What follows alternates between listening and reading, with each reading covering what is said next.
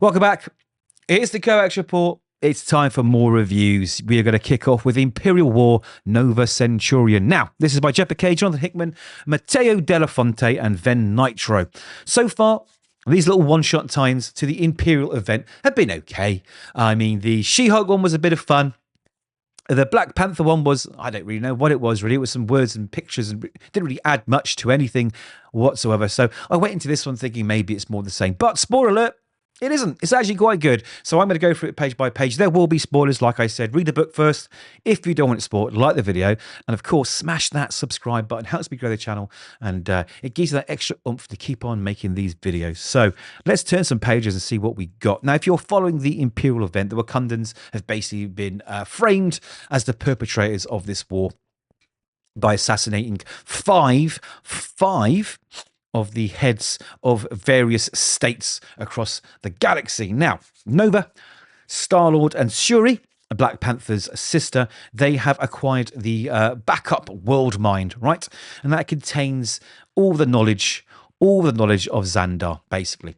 It is kind of the only thing that keeps Xandar alive, and also it's the only thing they believe they can talk to that has the knowledge and processing power to look at the bigger picture of what's going on in the Imperial War event and figure out who is behind it. Now, we have discovered who's behind it in the latest issue of Imperial.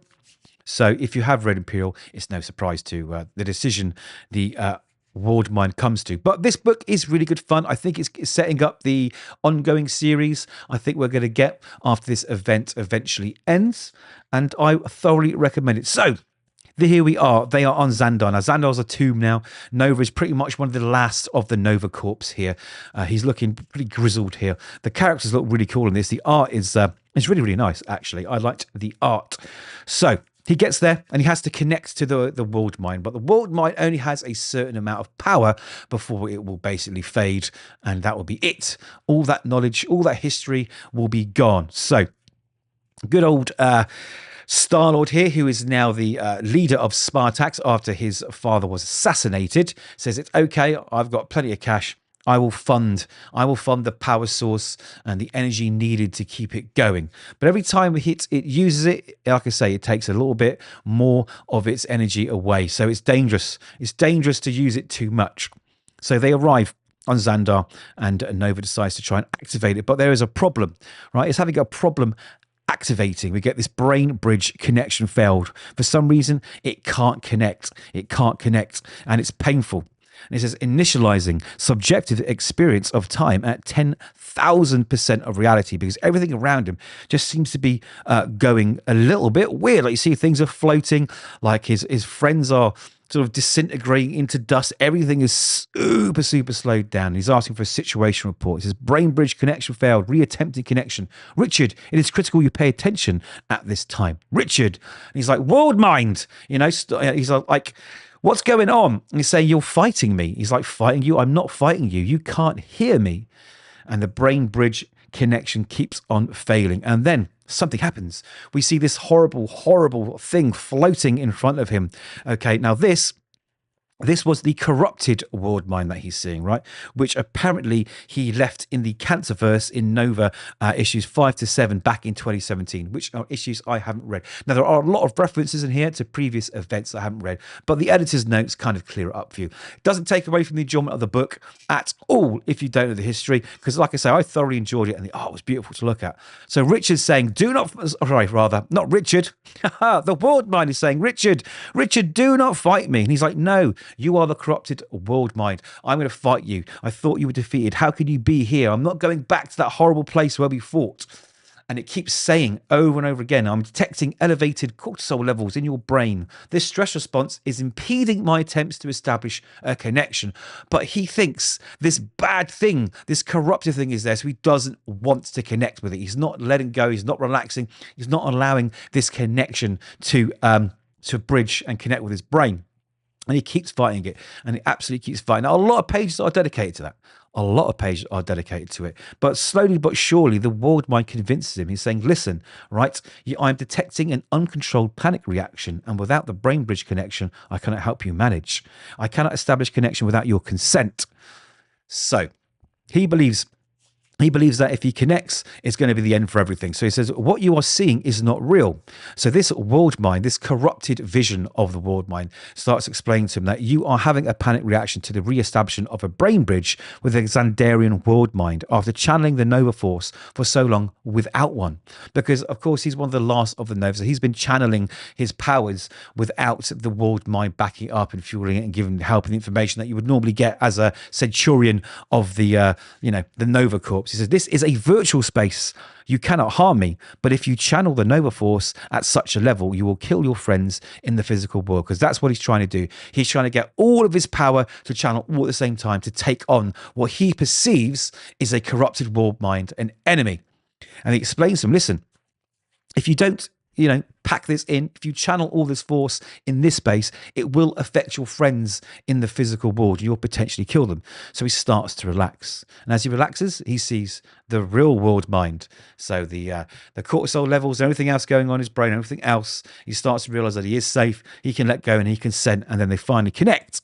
And here we are sort of given this beautiful full page of this never-ending graveyard of Novas buried in the snow. He's like, whoa, what now, Worldmind says? A virtual construct with which we can hold counsel, Richard. We're operating at a subjective speed, roughly 10,000 times that of objective time. You implied that time is of the essence. And he says, what was that? What did I see? What I saw? And explains, in part, it was your long time away from a world mind connection. A Nova Corpsman is not meant to operate independently for so long. Usage of the Nova Force requires tremendously complex and sophisticated management protocols. And in part, it was your psyche's reaction to re-establishing the brain bridge. So basically, having been disconnected for so long, that reconnection was just messing him up and freaking him out. He says, your guilt and fear put you into a state of profound agitation. But we also learn, now there is a little problem. There is a little problem. He says, right. He says, I was backed up. You are not, cannot be. In order for the Nova Corps to survive, you had to survive. And from what your memories tell me, hopelessly corrupted. Xandar is gone. It only survives through the corpse, and the corpse only survives through you. He said, fine, status report. And it says that its energy reserves at 66%. And we learn about the fact that, Star-Lord's going to fund it. He says, you forget, Richard, I'm a backup incarnation of the Xandarian Worldmind, a lifeboat for our entire culture and body of knowledge. My capacities, including management of the Nova Force, are limited in comparison to that of the Worldmind Prime. So basically it's saying, look, I'm not as strong as the Worldmind Prime, because I'm like a backup. So I don't have all the resources and the power and all the other things that the Prime Worldmind would have that you would normally use to channel your power, manage your power, and gain the information you need. He says, it is, and Worldmind Prime is not an option because I think it was destroyed. Indeed, as you know, I was never meant to be activated like this. I was supposed to supplement Worldmind Prime in the event of a catastrophic damage. While I can manage your access to the Nova Force, I cannot use it to power myself. And in doing so, I deplete my own reserves.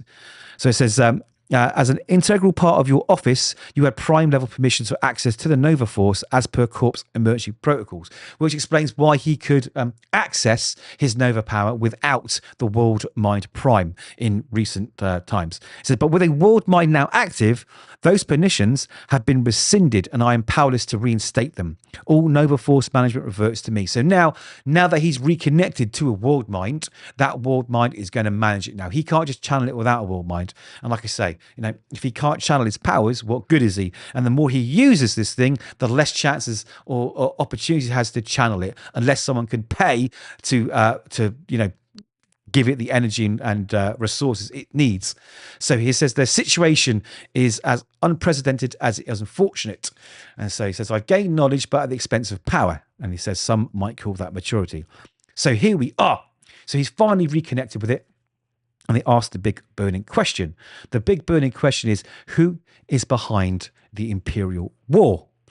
So the Worldmind says, here is what we know. Multiple galactic dominions, council member states, all have suffered the assassinations of the heads of state, destabilizing them politically, economically, and militarily. He says, this appears to be a secondary concern to the unsub behind it all, or rather the means to a different end, right? He says, correct. Their primary objective appears to be fomenting war between any and all affected states. So he says, killing the rumoured Galactic Union before it's born. Right, so on the surface, the Wakandans are the obvious suspect. They held out on the Union project. And so they were holding out because they knew their resources of vibranium were essential to the project. It was leverage, not a philosophical opposition.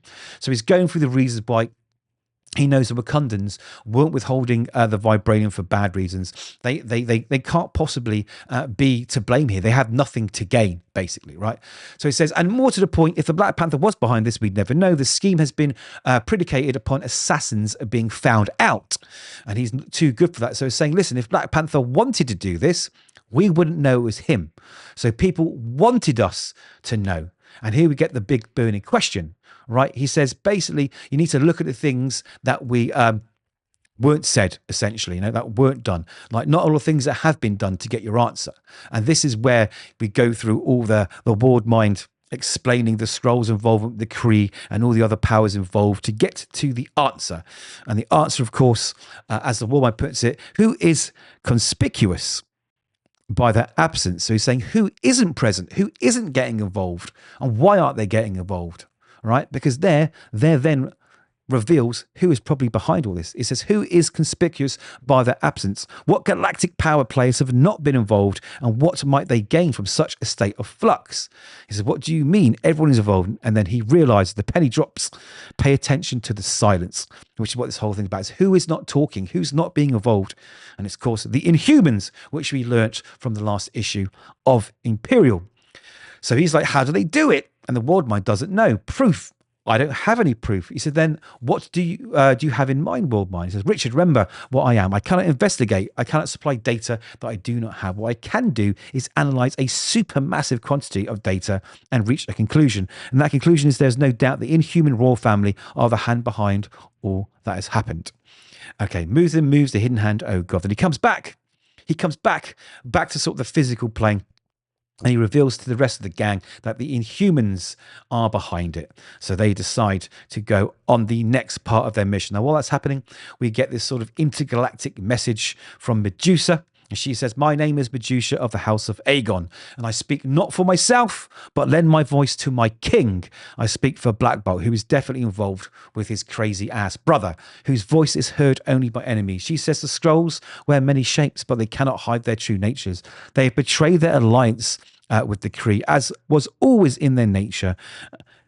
So basically, she's out there now trying to sort of divert the attention to who they want to believe are the bad guys, but in the same time basically saying it's time for the Inhumans to step out of the shadows and stake their claim. The Inhumans have come to save you. So they also want to appear to be the victors, you see, because if the Inhumans come in and go, look, we've destroyed these other bad guys, that gives them a seat of power, and they can take control of the other galaxies, rulers, planets, etc. So that's what it is. The Inhumans are making a play for galactic dominance, and Nova and the gang have got to stop it. So I'm assuming this will maybe play out in the Imperial event. Maybe it continues into the Imperial series, which I'm not sure when it's out. Maybe it's afterwards. But really, really interesting. Now I'm going to talk about the art. It was lovely. I really, really enjoyed the art. I mean, look at this full page here right at the end. It's been super, super good. So this is the first one that really got me on the edge of my seat every single page, and not a lot happens, but a lot happens, if you know what I mean. So these one shots are starting to change. Maybe the next few, if there are a few more, I think are going to be equally as good. But again, I thoroughly enjoyed it, and the irony of it is I'm not a big cosmic space Marvel fan at all, and this so far has been my favorite. So there we go. Good writing, changes everything. And I think this is a good book to read alongside Imperial. So those are my thoughts. Do let me know yours. Like the video if you like the video. Hit subscribe if you can. And hopefully we'll see you in the next one.